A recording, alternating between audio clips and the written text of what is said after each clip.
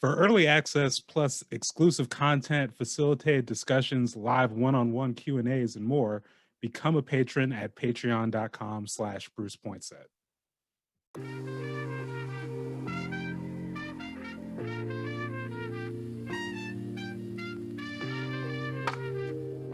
Everyone, it's Bruce again, and we're in the first of what should be a recurring segment because I'm just not going to let Donovan sleep if I have the opportunity.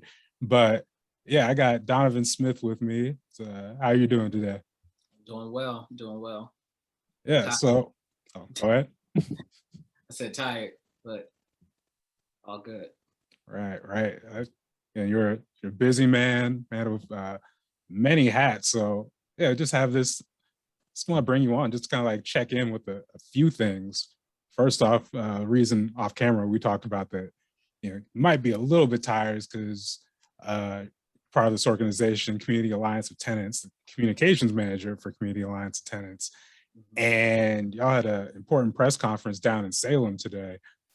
Could you just, what was happening today? Can you talk about, what was up with the press conference?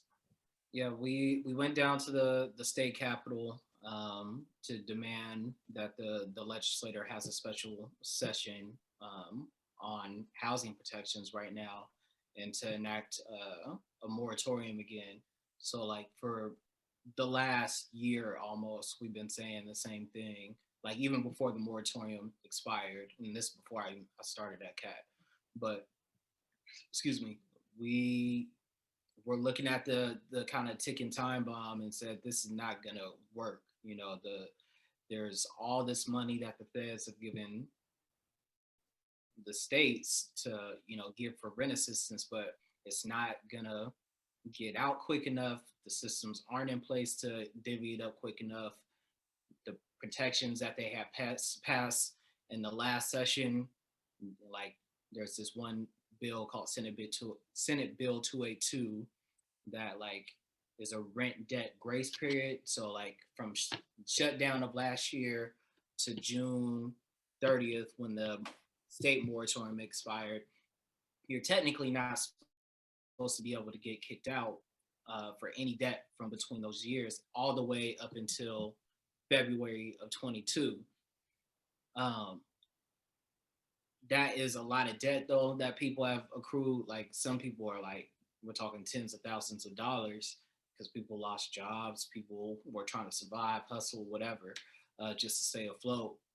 And then there's Senate Bill 287, which is the safe harbor bill. Basically, like if you apply for the state rent assistance, you get an extra 60 days from being able to be evicted once you just sign up for it.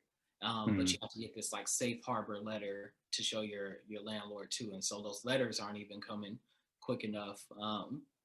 And with that moratorium, it just, without going through any extra hoops, you're just set.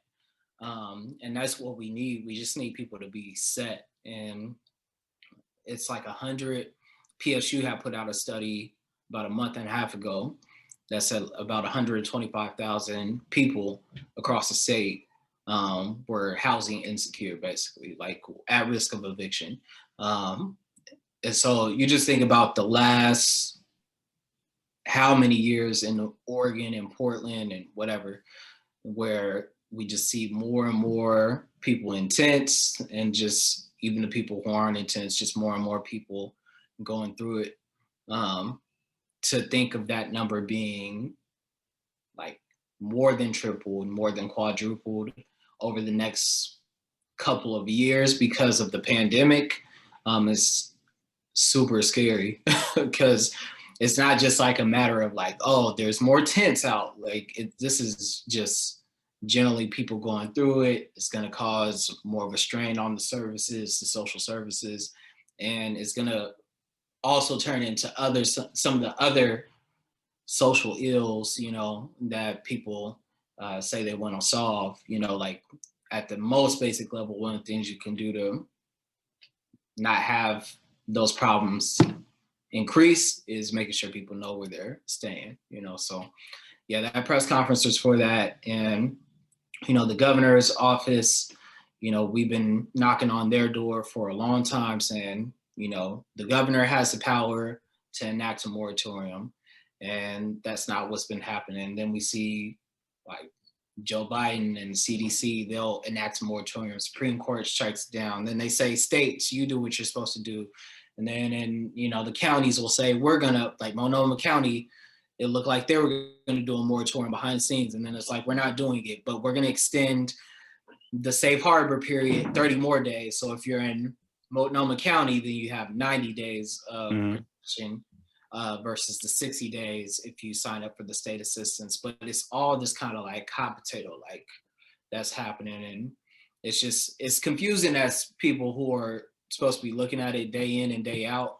So for people just outside in that are just trying to figure out how to, get their feet underneath them, it's way worse. So yeah, we did get some kind of grumblings of response from the governor's office saying that they're going to take our demand seriously to look at a special session after this press conference today. The biggest thing at this point is just seeing if it turns into action. And just to clarify for people watching, as far as like why a special session as opposed to just extending the moratorium one more time or indefinitely or whatever. Well, part of the reason we did it today is because there's a special session that got called this morning for redistricting, which I won't go into all the ins and outs of that, but basically it's the political lines that define who your representatives are, and determines where money is going, and whether that's for housing, transportation, et cetera, et cetera. So we're like, you're doing it for this, you have to do it for this as well, because the next session is all the way in February. And by the time February hits, then those protections from 282 are going to be expired, and people are going to start already being like mass evictions are going to happen anyway. So that's the governor could have enacted a special or enacted the moratorium, and we're just saying at this point we need the moratorium. We need it to come from the legislative body, but we also need y'all to explore protections beyond that, because it's not just about making people not have to pay rent. It's what solutions can we do, holistically to hold people down right now. Got it. Mm-hmm. Just to pull back for a minute, for those who are not affiliate or not familiar with CAT, can you just talk about what you all do and how people can get involved? Yeah, CAT is a statewide tenants' rights organization. Been around for more than a decade. I want to say a couple of decades at this point. And yeah, we have a presence. We're expanding our presence right now across the state, but out into Marion County, where we are or where we work for the press conference. So that's like Salem, Kaiser area, Deschutes. We're hiring for stuff out in Jackson County. But yeah, I think there's a lot of different ways people can get involved. Whether it's just coming to our cancel rent meetings on Saturday, where we're kind of strategizing around what makes sense for CAT to be taking on to press our legislative priorities forward, and what kind of direct actions we want to be a part of, just in general, what makes sense for us as a body. We have our member only meetings where people are just talking with members with no staff or board members.